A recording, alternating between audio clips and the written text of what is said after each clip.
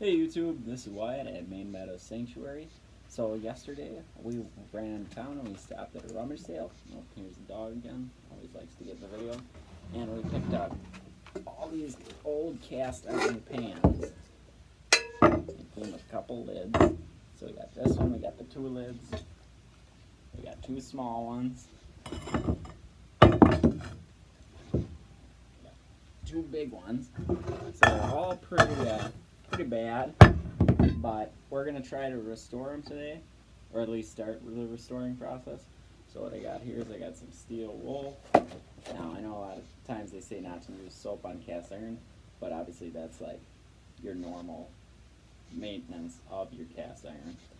As far as the research I went on restoring it, they said it's perfectly fine to use the soap. So we're gonna give it a try. All these cast iron together, all these 4 pans and the 2 lids, cost us $6. So we're going to give it a shot, see how restoring it works, and stay tuned. We're going to keep rolling here. Okay, let's start with the small one. So we'll just throw it in the water here, get it wet while we get our steel wool out. Just what I had laying around the house, so I figured why not give it a try.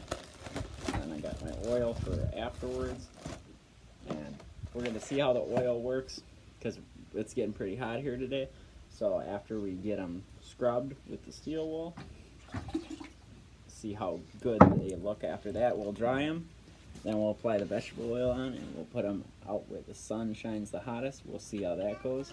If that doesn't work, we're gonna move on over to the grill later tonight.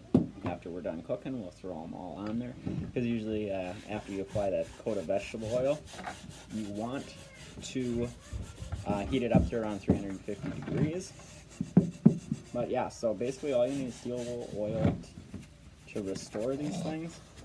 This is my first time doing it, so we are going to see how well it works. Should be definitely a learning experience.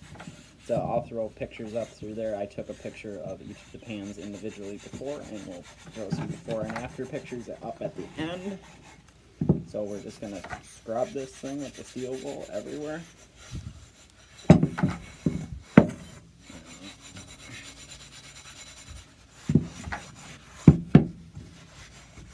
Now again, this is my first time doing it, so I don't know how much people actually scrub into it. Obviously, we're trying to get all the caked in rust. Now, there is just a lot of stuff caked in on here.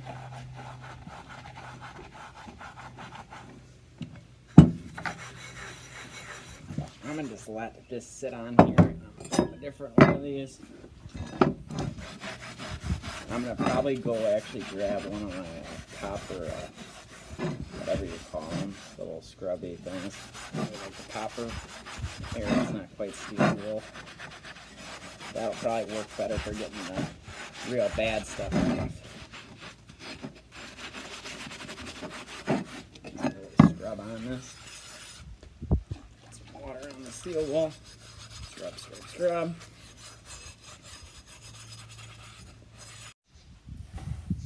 Okay, so 20-30 minutes of scrubbing later on these 4 pans and 2 lids, and then the next thing we do is we towel dry them all off. Make sure they're completely dry. I towel dried them. They've been sitting out here in the sun for about 10 minutes. Now we're going to apply the oil.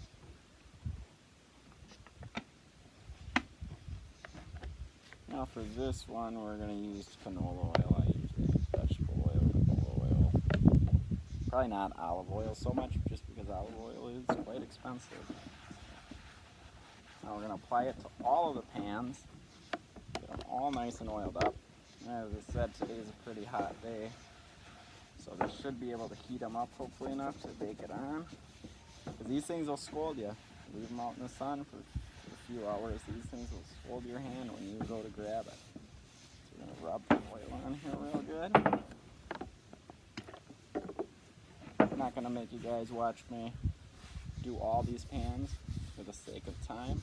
So then we'll check back later and see how they turned out. So then we'll throw those